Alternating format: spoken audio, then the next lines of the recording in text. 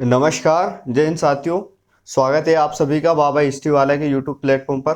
साथियों, जैसा कि आपको पता होगा, अपने इससे पहले की कक्षाओं में क्या पढ़ा कि मध्य प्रदेश के अपन साहित्यकारों के बारे में पढ़ रहे हैं, जिसमें हमने प्राचीन कालीन, मध्यकालीन और हम बात कर रहे हैं आधुनिक कालीन साहित्यकारों के बारे में। आधुनिक कालीन साहित्यकारों के बारे में हम बात कर रहे हैं। इससे पहले हमने एक क्लास और रिकॉर्डेड की थी, जिसमें हमने आधुनिक कालीन साहित्यकारों के बारे में ही बात करी थी। और जो अब बचे थे कुछ महत्वपूर्ण साहित्यकार, उनके बारे में आज अपन चर्चा करेंगे।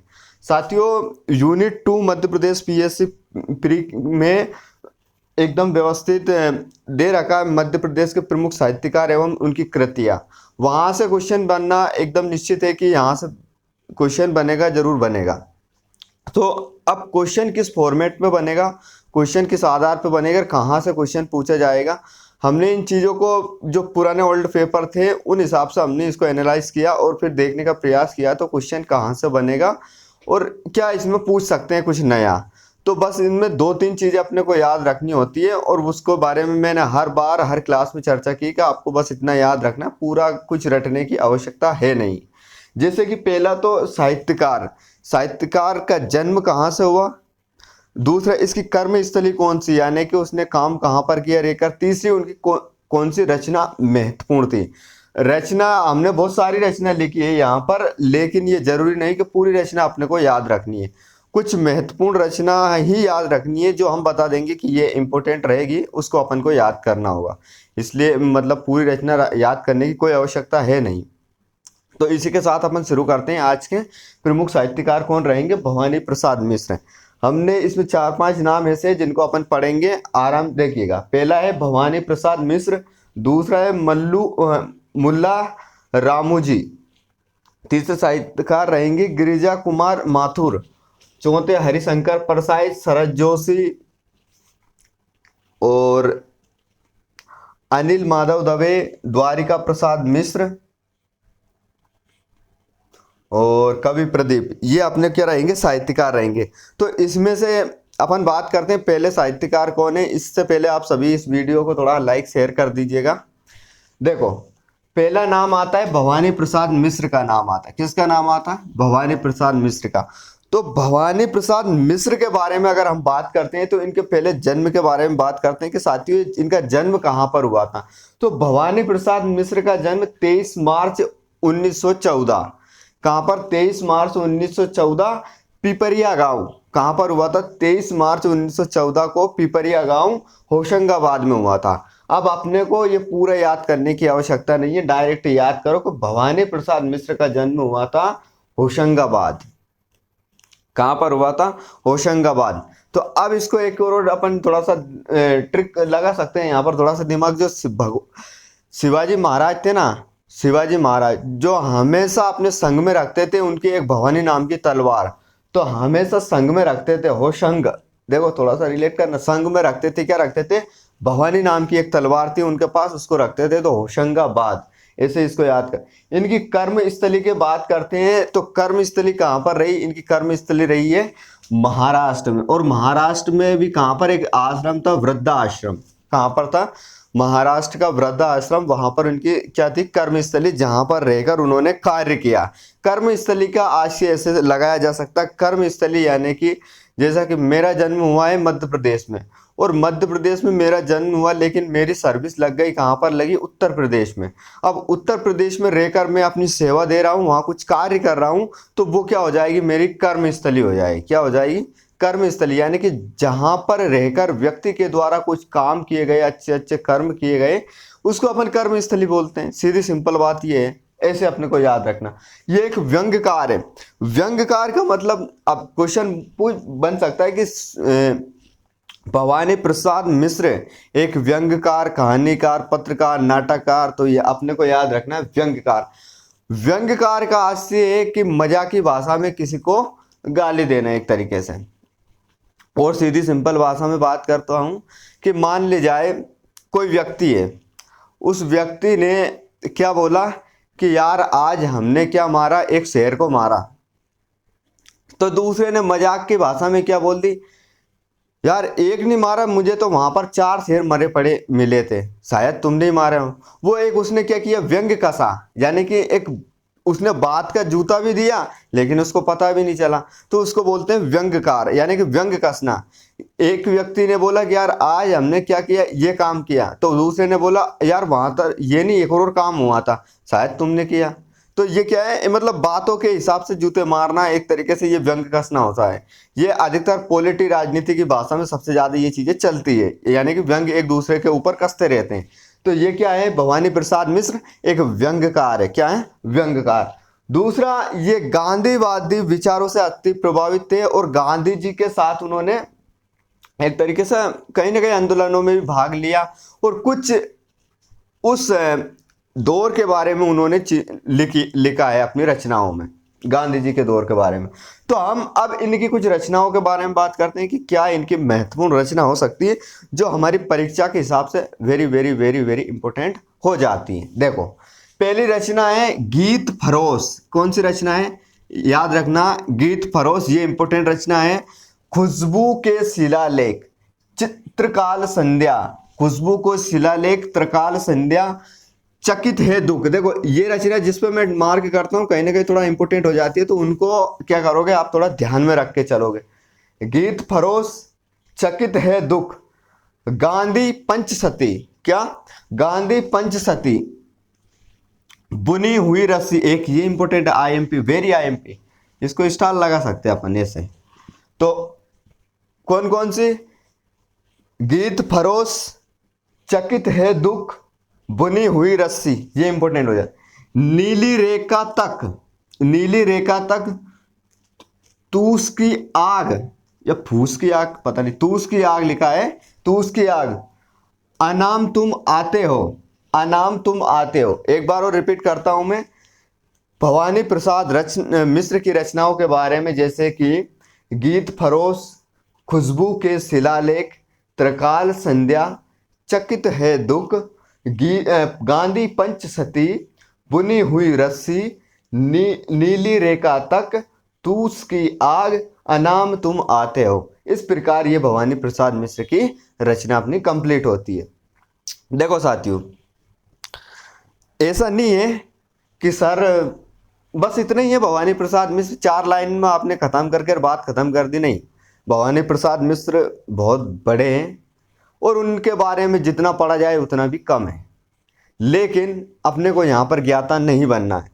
पीएससी की एक ही डिमांड होती है, ज्ञाता मत बनो, सामान्य जानकारी रखो।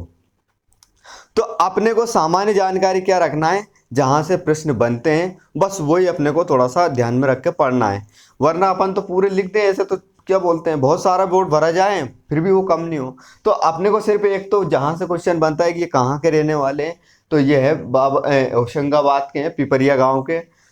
उनकी रचना क्या है, ये क्या है, व्यंग्यकार है, बस इतना अपने को याद रखना है। और इन रचनाओं में 3-4 रचनाएं ही महत्वपूर्ण है, 3 है, गीत फरोश, बुनी हुई रस्सी, जिसके बाद में चकित है दुख, बस इतना ही है।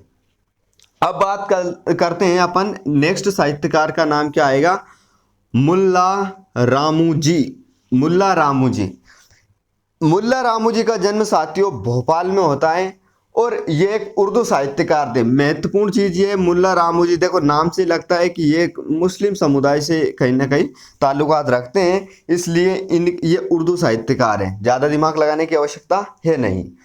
अब इनको एक शैली है, एक नई शैली है, गुलाबी शैली। तो गुलाबी शैली के जनक के नाम से जाने जाते हैं, तो कौन जाने जाते हैं, मुल्ला रामू जी। प्रश्न क्या बन सकता है, प्रश्न उन साहित्यकार का नाम बताइए जो गुलाबी शैली के जन्मदाता माने जाते हैं या जनक माने जाते हैं। तो अपने को याद रखना है, क्या बताना है, मुल्ला रामू जी, ये इनका नाम आता है। आ गई बात समझ में, अपने को ये थोड़ा ध्यान में रख के चलना है, ये पॉइंट थोड़ा आईएमपी हो जाता है। अब बात करते हैं इनकी रचनाओं के बारे में। रचना भी कुछ इनकी महत्वपूर्ण है, बस उनको अपन याद रखेंगे। पहली रचना है औरत जात, आईएमपी, इसको अपने को याद रखना है स्टार लगाकर। दूसरा है लाठी और भैंस, ये भी अपने को याद रखना है। देखो बहुत, मुल्ला जी लाठी से भैंस चराने जाते, औरत जात। अंगूरा, ये तो है नहीं। मुसाफिर खाना, एक इनकी आईएमपी रचना ये हो जाती है, मुसाफिर खाना। जिंदगी गुलाबी शायरी, इंतखाब ए गुलाबी, मजवा ए गुलाबी उर्दू, ये इनकी रचनाएं होती है। एक बार मैं और रिपीट करता हूं आपके लिए। मुल्ला रामू जी की कुछ महत्वपूर्ण रचनाएं: औरत जात, लाठी और भैंस, अंगूरा, मुसाफिर खाना, जिंदगी, गुलाबी शायरी, इंतखाब ए गुलाबी, मुज मजवा ए गुलाबी उर्दू। बस ये इनकी रचनाएं हो जाती है। अब अपन बात करते हैं हरिशंकर परसाई। नेक्स्ट साहित्यकार का नाम आता है हरिशंकर परसाई।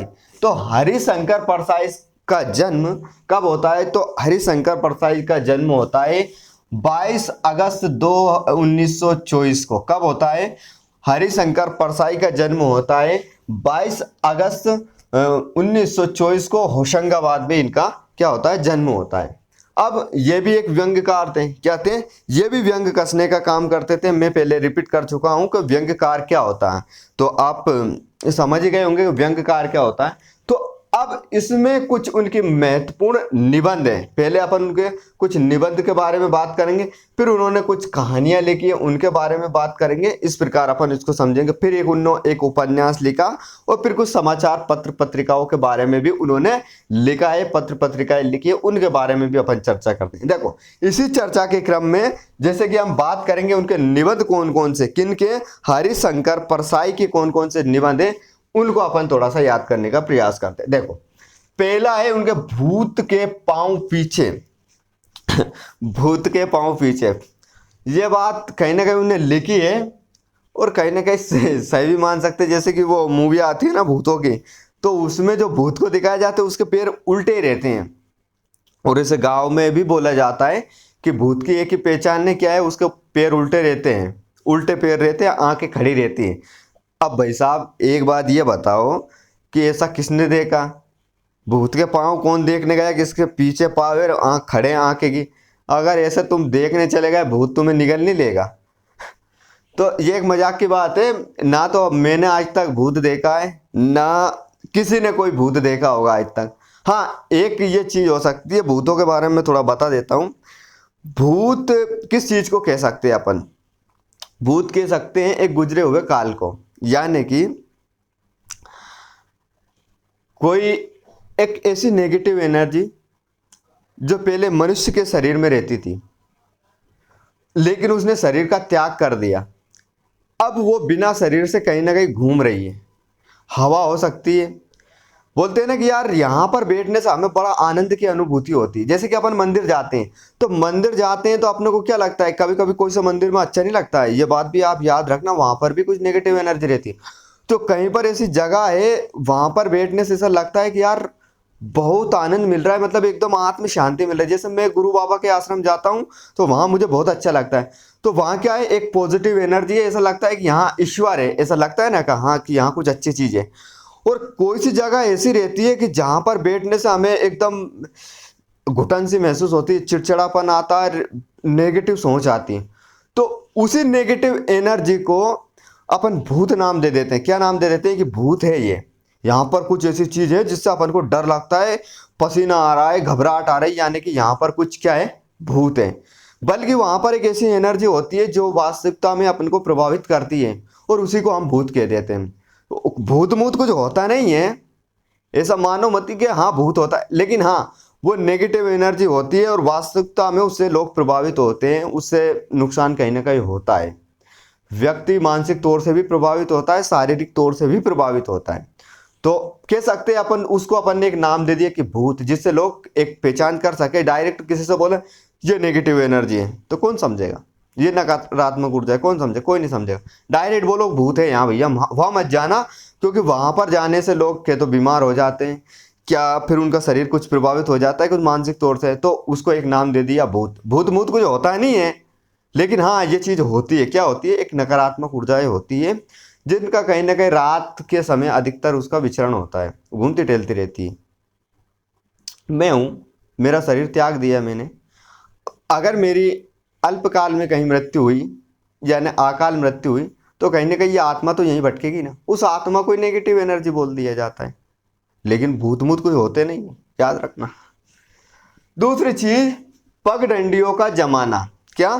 पगडंडियों का जमाना है, इनकी एक रचना। इनकी रचना बहुत अच्छी है, आसानी से याद हो जाएगी, बस थोड़ा सा दिमाग लगाना। एक अपन ने गजानंद माधव मुक्तिबोध की कुछ रचनाएं देखी थी ना, अद्भुत टाइप की, ऐसे थोड़ा अद्भुत टाइप इनका है हरिशंकर परसाई का, तो अपन इनको याद करेंगे। भूत के पांव पीछे, पगडंडियों का जमाना, बेईमानी की परत, तब की बात और थी। कब की? तब की बात और थी जब सदाचार का लोग ताबीज पहनते थे, पर मुझे शिकायत अभी भी है। क्या है? शिकायत मुझे मुझे भी है। एक बार और याद करते हैं। भूत के पाँव पीछे, कहाँ देखे? पगडंडियों पर देखे थे, लेकिन ये तो बेईमानी हो जाएगी। क्यों? तब की बात और थी। क्यों थी? जब हमने ताबीज पहन रखा था तब हमें भूत नहीं दिखता था, लेकिन अब शिकायत मुझे भी है। ऐसे अपन इसको एक कहानी के फॉर्मेट में याद कर सकते हैं। फिर अब इनकी हम कुछ कहानियां लिखी थी इन महाराज ने, तो हम इनकी कहानियों के बारे में थोड़ा चर्चा करते हैं। हंसते हैं रोते हैं, पहले हरिशंकर परसाई की कहानी है। हंसते हैं रोते हैं, जैसे उनके दिन फिरे। पहले तो वो हंसते रोते थे, लेकिन जैसे उनके दिन फिरे तो भोला राम का जीव आ गया। भूत के पांव पीछे और भोला राम का भूत के पांव पीछे और भोला राम का जीव एक जैसे, थोड़ा मिलती जुलती एक ही बात। हाँ, वैष्णव की, ये क्या? वैष्णव की फिसलन, तिरछी रेखा, ठिठुरता हुआ गणतंत्र, विकलांग श्रद्धा का दौर, आईएमपी, तुलसी चंदन घिसे। अब इसमें क्या क्या आपने को याद रखना वो थोड़ा मैं बता देता हूँ।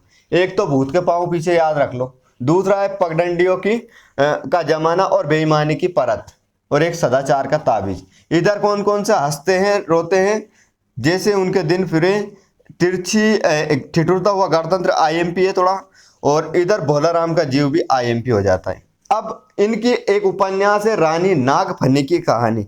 देखो ना, अद्भुत प्रकार की चीजें लिख रखी ना इनने, थोड़ा दिमाग लगाओ। हरिशंकर परसाई कोई साधारण व्यक्ति नहीं है भाई साहब, भूत के पांव पीछे भी बता रहे हैं। दूसरी चीज ये है, भोला राम का जीव भी इनने देख लिया। वाह, ये बहुत अच्छा एक कहानी है। ये अपन ने छठी सातवीं आठवीं में कहीं ना कहीं पढ़ी होगी। हिंदी में ये इनका पार्ट आता था, भोला राम का जीव। तो वो बहुत एकदम बेहतरीन कहानी, आप पढ़ना उसको। दूसरी चीज ये हो गई, एक इनका उपन्यास है, आईएमपी रहेगा। उपन्यास क्या है? रानी नागफनी की कहानी, कि रानी नागफनी के बारे में उन्होंने कुछ बताया था। इनके समाचार पत्रों के बारे में बात करते हैं, तो समाचार पत्रों में क्या है?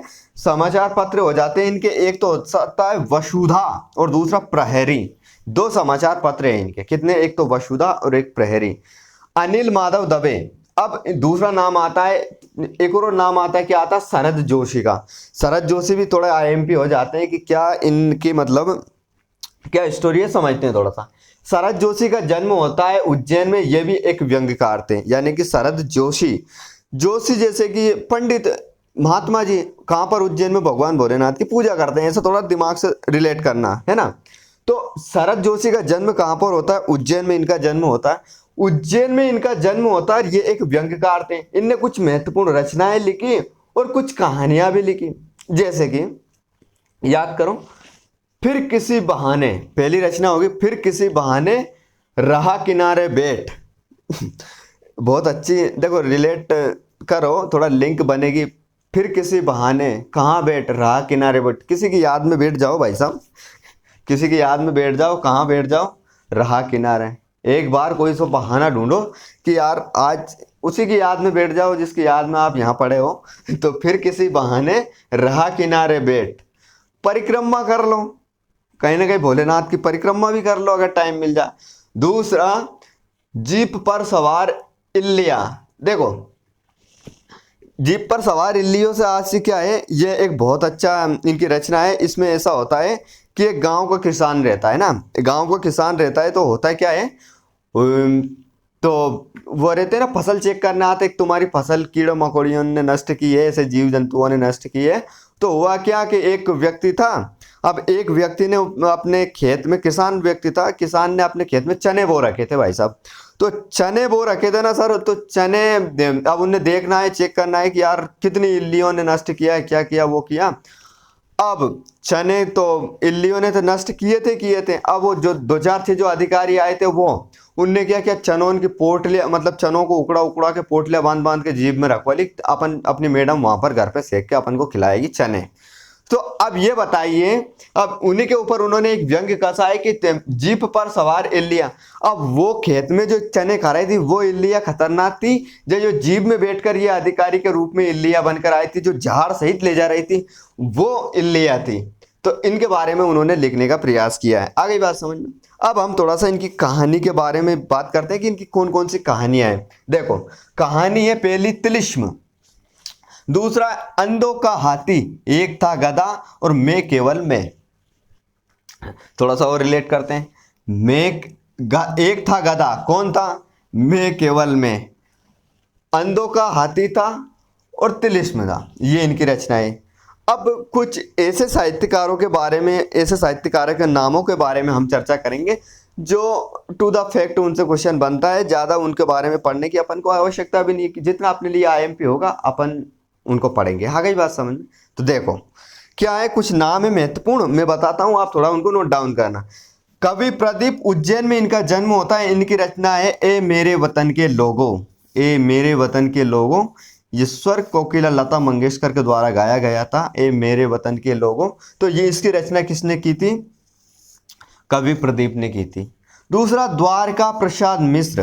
द्वारका प्रसाद मिश्र का जन्म आता है, वो उधर भवानी प्रसाद मिश्र को पढ़ा, इधर अपन द्वारका प्रसाद मिश्र को। तो इनकी एक रचना है, ये आईएमपी हो जाते हैं, एमपी के सीएम भी रहे द्वारका प्रसाद मिश्र। तो इनकी रचना है कृष्णायन। कृष्णायन एक महाकाव्य इनकी रचना है। अब एक और नाम आता अनिल माधव दवे का। अनिल माधव दवे का नाम आता है, इनकी रचना है रोटी और कमल की कहानी। देखो साथियों, ये रचना उस समय की थी जब 1857 की क्रांति चल रही थी। क्या चल रही थी? 1857 की क्रांति चल रही थी। उस समय कहीं ना कहीं इस मतलब उस दौर को ध्यान में रखते हुए उन्होंने ये रचना लिखी, रोटी और कमल की कहानी। जैसे कि ऐसा होता था, अगर 1857 की अपने को क्रांति करनी है, उस क्रांति में हमें बहुत सारे लोगों को जोड़ना है, बहुत सारे राजा रजवाड़ों को जोड़ना है। इस प्रकार से अपने को क्या करना है? जोड़ना था। अब उस क्रांति का दो प्रतीक चिन्ह थे, एक था कमल का फूल और दूसरी थी रोटी। कमल का फूल ऐसा एक शुभ संदेश के रूप में कि हम तुम्हारे साथ हैं। दूसरा, रोटी बेचते थे। रोटी का आशय ऐसा था कि उस रोटी को सब मिल बांट के खाते थे और वहां से कुछ रोटियां बनाते थे। यानी कि मेरा कोई मित्र है, वो राजा है नरसिंहगढ़ का राजा, मेरा दोस्त है ना। कुंवर चैन सिंह मेरे मित्र है, वो कुंवर चैन सिंह है, मैं कुंवर बने सिंह हूँ। अब वहां से उनने संदेश भेजा कि कुंवर हमको क्या करना है, 1857 की क्रांति में भाग लेना है। मेरे पास उनने भेजा एक कमल का फूल और एक रोटी भेजी। तो मैं बोलूंगा ये कमल का फूल तो मेरे को समझ आता है कि ये अपनी मित्रता का ये प्रतीक है, लेकिन ये रोटी क्या है? ये रोटी इसलिए है कि इस पर रखो नमक। क्या रखो? नमक रखो, और इस रोटी को आप आपके मित्रों में को खिलाओ। उससे क्या होगा? वफादारी सिद्ध होगी कि उन्होंने आपका नमक खाया है और वो रोटी खाई है, वो आपसे हरामी नहीं करेंगे, वो आपके साथ हैं। यानी कि हमारा रोटी और नमक का संबंध है कि हमारे खून में वफादारी है। वो वफादारी का प्रतीक जताने के लिए वो रोटी थी। अब आपने रोटी खा ली, वो जो हमने भेजी, अब आप भी रोटी बनवाओ। आप रोटी बनवाओ और आप भी एक रोटी एक कमल का फूल दूसरे राजाओं के पास भेजो जो आपके मित्र हैं। ऐसे कर कर कर उन्होंने एक माहौल क्रिएट किया। क्या? एक माहौल बनाया जिससे जितने भी 1857 की क्रांति में भाग लेने वाले राजा रजवाड़े थे या वहाँ के लोकल एरिया के लोग थे, उनके पास में ये संदेश उन्होंने भेजा। जब अपन मॉडर्न हिस्ट्री यानी कि आधुनिक भारत का इतिहास पढ़ते हैं तो इस स्टोरी पर अपन बहुत अच्छे से चर्चा करते हैं कि रोटी और कमल की क्या कहानी थी। जब अपन इतिहास पढ़ेंगे तो इसको भी बहुत विस्तार से समझेंगे, और कहीं ना कहीं इतिहास में हमने चर्चा भी की है इस बारे में। एक नाम और आता है गिरजा कुमार माथुर का। गिरजा कुमार माथुर का नाम होता, इनने क्या रचना की थी? नाश और निर्माण इनकी रचना थी। मंजीर भी इनकी रचना थी और मंदार भी इनकी रचना थी। देखो, गिरजा कुमार माथुर, इनकी रचना है नाश और निर्माण। मंजीर, मंदार इनकी रचना है। इस प्रकार क्या हुआ साथियों, अपन ने आधुनिक कालीन साहित्यकारों के बारे में, जो मध्य प्रदेश के संदर्भ में कौन कौन से साहित्यकार थे, उनके बारे में अपन ने सविस्तार चर्चा करी। कहीं ना कहीं हमने 360 डिग्री एंगल से इसको पूरा समझने का प्रयास किया, और एक दो नाम अगर छूट भी गए होंगे तो अपन टेस्ट के माध्यम से इस पर चर्चा करेंगे, है ना। अब जो भी मित्र अपनी ये क्लास देख रहे हैं, अच्छी लगी हो तो लाइक कर देना, नहीं तो कोई दिक्कत नहीं, करो या ना करो, कमेंट कर देना, फिर भी कोई दिक्कत नहीं, अगर अच्छा ना लगे तो मत करो, है ना। दूसरी चीज ये है कि एक ऐसी स्पेशल मैं क्लास डिजाइन करने का प्रयास कर रहा हूँ जो मध्य प्रदेश की इतिहास से संबंधित रहेगी। किससे संबंधित रहेगी? मध्य प्रदेश की हिस्ट्री से संबंधित रहेगी। वो क्लास ये लोकल है लेकिन इसको डिजिटल फॉर्मेट में बनाने का प्रयास करूंगा मैं। डिजिटल ऐसा रहेगा कि डायरेक्ट आपके सामने एक प्रश्न आएगा और उस प्रश्न का उत्तर मैं आपको बताऊंगा। आपके सामने दो ऑप्शन रखे जाएंगे और दो ऑप्शन में से आपको एक ऑप्शन को उसको क्लिक करना होगा और वो ऑप्शन मैं खुद बोलूंगा। प्रश्न आपके सामने लिखा हुआ यहाँ स्क्रीन पर आएगा और क्वेश्चन के आंसर मैं बोलूंगा कौन कौन से दो ऑप्शन रहेंगे। अपन क्या करेंगे, उसमें डाउट को दूर करने का प्रयास करेंगे। जैसे कि अपन कंफ्यूज होते हैं ना, भृतहरि की गुफा कहाँ पर है और बिलोबा की गुफा कहाँ पर है, भृतहरि की गुफा कहाँ पर है, भृतहरि की समाधि स्थली कहाँ पर है, ऐसे करके। यानी कि जो ऐसा लगता है कि यार ये कंफ्यूज हो जाएंगे परीक्षा में और यहाँ से अपना क्वेश्चन बिगड़ सकता है, तो अपन उस क्वेश्चनों को रखेंगे। और दूसरी चीज ये है, एक बार आप उस क्लास को देखना, कसम से मैं पूरे विश्वास से कहता हूँ कि मजा आ जाएगा।